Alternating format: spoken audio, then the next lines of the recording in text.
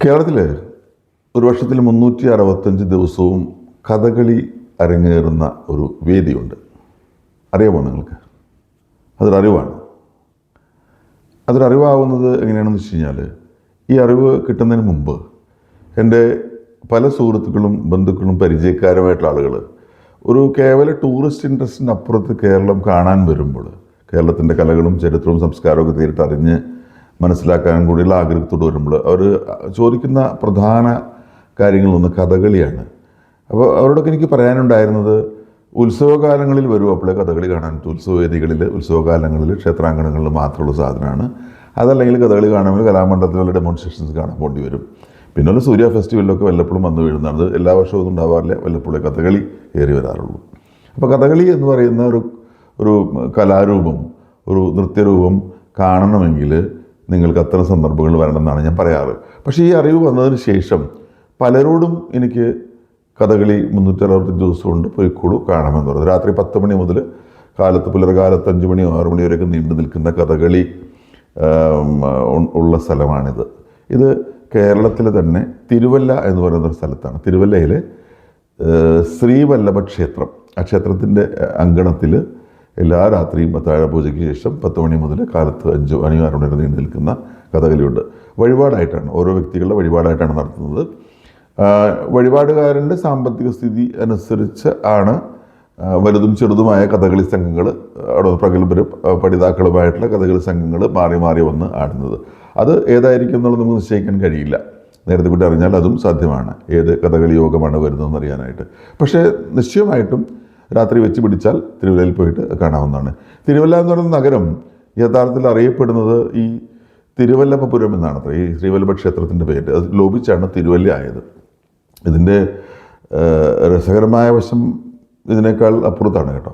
കാരണം ഞാനിത് അറിയുന്നത് തിരുവല്ലയിൽ നിന്നോ അല്ലെങ്കിൽ കേരളത്തിൽ നിന്നോ പോലുമല്ല. ഞാനിത് അറിയുന്നത് ഉത്തരാഖണ്ഡിലെ ഹരിദ്വാർ എന്ന് പറയുന്ന ഗംഗാ നദീതടത്തിലുള്ള ഒരു പുണ്യ നഗരത്തിൽ നിന്നാണ് ഇത് അറിയുന്നത്.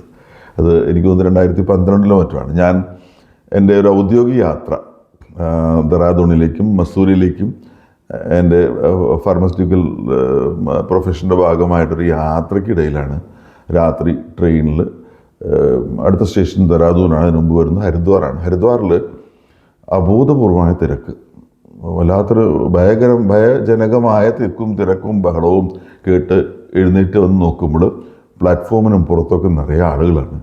എല്ലാവരും പലതരം കാഷായ വസ്ത്രങ്ങൾ ധരിച്ചും അല്ലാതെയൊക്കെ ആയിട്ടുള്ള സന്യാസിമാരില്ലാത്തതായിട്ടുള്ള ആളുകൾ. അന്വേഷിച്ചപ്പോൾ കുംഭമേളയാണെന്ന് പറഞ്ഞു. 2012 എൻ്റെ ഓർമ്മ, കുംഭമേളയാണെന്ന് പറഞ്ഞു. അപ്പോൾ ഗംഗാനദി തടത്ത് ഹരിദ്വാറിലെ കുംഭമേള ഒരു ഭയങ്കര സംഭവമാണ്. 4-5 ദിവസം 6-7 ദിവസം നീണ്ടു നിൽക്കുന്ന മഹാമേളയാണ്. ഒരുപാട് ആളുകൾ പല ഭാഗത്ത് വരുന്നവരാണ്. അപ്പോൾ തീർച്ചയായിട്ടും ഇത്തവണ നിറയെ കണ്ടുകൾ. സാധാരണ ഔദ്യോഗിക യാത്രകൾക്കിടയിൽ അത്തരം സോഫ്റ്റ്വെയർ അസൈൻമെൻറ്റുകൾക്കൊന്നും സമയം കിട്ടാറില്ല. പക്ഷെ ഇത്തവണ എന്തായാലും അതൊരു അസുലഭ അവസരമാണല്ലോ എന്ന് മനസ്സിലാക്കിയിട്ട് തിരിച്ചു വരുമ്പോൾ 2 ദിവസം അവിടെ സ്പെൻഡ് ചെയ്യാൻ തീരുമാനിച്ചു. തിരിച്ച് ഞാൻ ഹരിദ്വാറിലിറങ്ങി. ഹരിദ്വാറിൽ ഈ കുംഭമേള നദിയോടത്തിൽ സ്നാനഘട്ടുകളിലുമൊക്കെ അലഞ്ഞിരിഞ്ഞ് നടക്കുമ്പോൾ, ഒറ്റയ്ക്കായിരുന്നു നടക്കുമ്പോൾ, പല ആളുകളെയും കണ്ടു. അതിനിടയ്ക്ക് നാഗസന്യാസിമാരുടെ സംഘങ്ങൾ, ഓരോ അഖാഡകളിൽ നിന്നും വരുന്ന നാഗസന്യാസിമാരുടെ സംഘങ്ങൾ പോകുന്നത് കണ്ടു. ഈ നാഗസന്യാസിമാരെന്ന് പറഞ്ഞാൽ ഞാൻ വിചാരിച്ചിരുന്നത്, അല്ലെങ്കിൽ അറിഞ്ഞിരുന്നത് നാഗാലാൻഡിൽ നിന്ന് വരുന്ന ആളുകളാണെന്നായിരുന്നു എൻ്റെ ആദ്യകാലത്ത് വിചാരം. ശരിക്കും ആ ഹരിദ്വാർ യാത്രയിലാണ് എനിക്ക് മനസ്സിലായത് നാഗസന്യാസിമാർ പ്രത്യേക പ്രദേശത്തു നിന്ന് വരുന്നവരല്ല, പല സ്ഥലത്തു നിന്ന് വരുന്ന ഒരു പ്രത്യേക തരം ജീവിതശൈലിയും സന്യാസ ശൈലിയൊക്കെ അനുവർത്തിക്കുന്ന ആളുകളാണ്, വിവിധ നാട്ടിൽ നിന്നുള്ളവരാണെന്ന് എനിക്ക് മനസ്സിലായത്. അത് ഞാനങ്ങനെ ചുറ്റി നടന്ന 2ാമത്തെ ദിവസം സംഗതി വശാൽ ഒരാൾ എന്നോട് ഇംഗ്ലീഷ്, അതിലൊരു നാഗസന്യാസി ഇംഗ്ലീഷിൽ സംസാരിക്കുന്നത് കണ്ടിട്ടാവണം എൻ്റെ അടുത്ത് വന്നിട്ട് എവിടെ നിന്നാണെന്ന് ചോദിച്ചു. ഞാൻ കേരളത്തിൽ നിന്നാണെന്ന് പറഞ്ഞു. എന്ത് ചെയ്യുമെന്ന് ചോദിച്ചു. ഇതൊക്കെ പറഞ്ഞു. അപ്പോൾ അദ്ദേഹം ഇംഗ്ലീഷ് നന്നായി സ്ഫുടമായി ഇംഗ്ലീഷ് സംസാരിക്കുന്ന ഒരാൾ, അത്യാവശ്യം ഏതോ ഒരു ഇന്ത്യൻ ലാംഗ്വേജ് സ്വാധീനം ഉണ്ടെങ്കിലും നന്നായിട്ട് നല്ല ഭാഷയാണ്. സംസാര രീതിയിൽ മാത്രമേ ഇംഗ്ലീഷിലെല്ലാം തോന്നുകയുള്ളൂ. അയാളുടെ വൊക്കാബുലറിയൊക്കെ വളരെ നല്ലത് തന്നെയാണ്.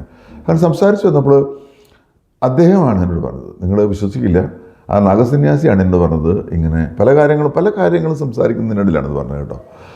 ഇങ്ങനെ കഥകളിയുണ്ട്, അത് അങ്ങനെ അറിയാൻ ഒരുപാട് കാര്യങ്ങളുണ്ട് എന്ന് പറയാൻ. അങ്ങനെ നിങ്ങൾക്കറിയാത്ത, നിങ്ങൾ മലയാളിയാണെങ്കിലും നിങ്ങളുടെ നാട്ടിലെ തന്നെ കാര്യങ്ങൾ നിങ്ങൾക്ക് അറിയാത്തത് പലതും ഉണ്ടെന്ന് പറയുന്ന കൂട്ടത്തിലാണ് അദ്ദേഹം ഇത് പറഞ്ഞു തന്നത്. നിങ്ങൾ വിശ്വസിക്കില്ല, ഇൻസിഡൻ്റലി ഇദ്ദേഹം ഒരു തിരുവല്ലക്കാരനായിരുന്നു. ഈ നാഗസന്യാസി, അതായത് മിക്കവാറും അർദ്ധനഗ്നനായ ഈ ആള്,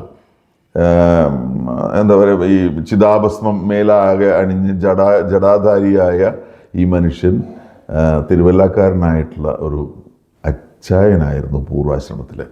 അത് അവസാനമാണ് മടിച്ചാണ് അദ്ദേഹം പറയുന്നത്. അദ്ദേഹം ഒരു ബിസിനസ്സുകാരനായ അപ്പൻ്റെ ഒറ്റ മകനായിരുന്നു. അപ്പൻ്റെ കാലം വരെ ആ ബിസിനസ് നോക്കി നടക്കാൻ നിർബന്ധിതനായിരുന്നു. പക്ഷെ ആളുടെ വഴി വേറെയായിരുന്നു, ആൾക്ക് പണ്ടേ അറിയാമായിരുന്നു. അദ്ദേഹം തിരുവല്ലയിലെ ഈ ശ്രീവല്ലഭ ക്ഷേത്രത്തിലെ കഥകളി സ്ഥിരം കണ്ടിരുന്ന ഒരാളാണ്. അപ്പോൾ നമുക്കറിയാമല്ലോ എന്തൊരു ടെൻഡൻസിയാണ് അദ്ദേഹത്തിനുണ്ടായിരുന്നു എന്നുള്ളത്. അപ്പൻ്റെ മരണശേഷം അദ്ദേഹം കുറച്ച് കാലം അവിടെ ബിസിനസ് നടത്തി. അത് കഴിഞ്ഞ് ഇറങ്ങി ഡൽഹിയിൽ വന്ന് ഡൽഹി യൂണിവേഴ്സിറ്റിയിൽ നിന്ന് ഡിഗ്രിയും പോസ്റ്റ് ഗ്രാജുവേഷനൊക്കെ കഴിഞ്ഞ് പിന്നെ യാത്ര തന്നെയാണ്. കുടുംബസ്ഥനായിട്ടില്ലെന്നാണ് പറഞ്ഞത്. പൂർവാശ്രമത്തിൽ ഒരിക്കലും കുടുംബസ്ഥനായിരുന്നില്ല, പിന്നെ യാത്രകൾ തന്നെയായിരുന്നു. ഹരിദ്വാറിലെ കുംഭമേളയ്ക്കാണ് വന്നത്. പിന്നെയും ശരിക്കും പറഞ്ഞാൽ ഹിമാലയ സാനുക്കളിൽ എവിടെയാണ് അദ്ദേഹം തമ്പടിക്കുന്നത്. ലോഹ്യം വന്നപ്പോൾ ഞാൻ അദ്ദേഹത്തിൻ്റെ കൂടെ അദ്ദേഹം താമസിക്കുന്ന ഗംഗാതടത്തിലെ ചെങ്കുത്തായ പാറകൾക്കുള്ളിലുള്ള ഗുഹകളിൽ എവിടെയെങ്കിലും അദ്ദേഹം താമസിക്കുന്ന സ്ഥലത്ത് പോകാൻ ആഗ്രഹിച്ചു. പക്ഷെ അപ്പോഴത്തേക്കും അദ്ദേഹം വിരക്തനായി മാറിയിരുന്നു. ഒരു സന്യാസിക്ക് ഉണ്ടാകുന്ന സ്വാഭാവികമായ വിരക്തി വരികയും എന്നെ ഒഴിവാക്കുകയാണ് ചെയ്തത്. അല്ലെങ്കിൽ ഞാൻ ആ ഒരു സാധ്യത കൂടെ ഉപയോഗിച്ചാണ്. കാരണം ഗംഗാതടത്തിലെ അത്തരം ഗുഹകളിൽ തണുത്തുറഞ്ഞ മഞ്ഞുള്ള ഒരു ഫെബ്രുവരി മാസത്തിലാണെന്ന് എൻ്റെ ഓർമ്മ. നല്ല തണുപ്പുള്ളൊരു കാലത്ത് ഗംഗാതടത്തിലെ ഗുഹകളിൽ നല്ല ഊഷ്മാവാണ്. പക്ഷേ ആരെങ്കിലും ഇല്ലെങ്കിൽ നമുക്ക് പോകാൻ കഴിയില്ല. ആ ശ്രമം അദ്ദേഹം തടഞ്ഞു. ഈ ഒരു അറിവ് തരികയും ചെയ്തു. യഥാർത്ഥത്തിൽ ഈ അറിവ് മാത്രമല്ല എത്തുന്നത്, വളരെ എന്താ പറയുക, അൺവേൾഡ്ലി ആയിട്ടുള്ള വളരെ വിശിഷ്ടമായ മറ്റൊരു അറിവും കൊണ്ട് അദ്ദേഹം എനിക്ക് തന്നു. ആ ഒരു സന്ദർശനത്തിലും സംസാരത്തിലും അത് ഞാൻ പറയാം, അടുത്ത വീഡിയോയിൽ ഉറപ്പായിട്ടും പറയാം. നിങ്ങൾ ഒരു കാര്യം ചെയ്യേണ്ടത്, എൻ്റെ വീഡിയോയിൽ നിങ്ങൾക്ക് ഇഷ്ടപ്പെടുകയാണ്, ദയവ് ചെയ്ത് സബ്സ്ക്രൈബ് ചെയ്യണം, അത് ഷെയർ ചെയ്യണം, അതിൻ്റെ റീച്ച് കൂട്ടാൻ എന്നെ സഹായിക്കണം. Thank you.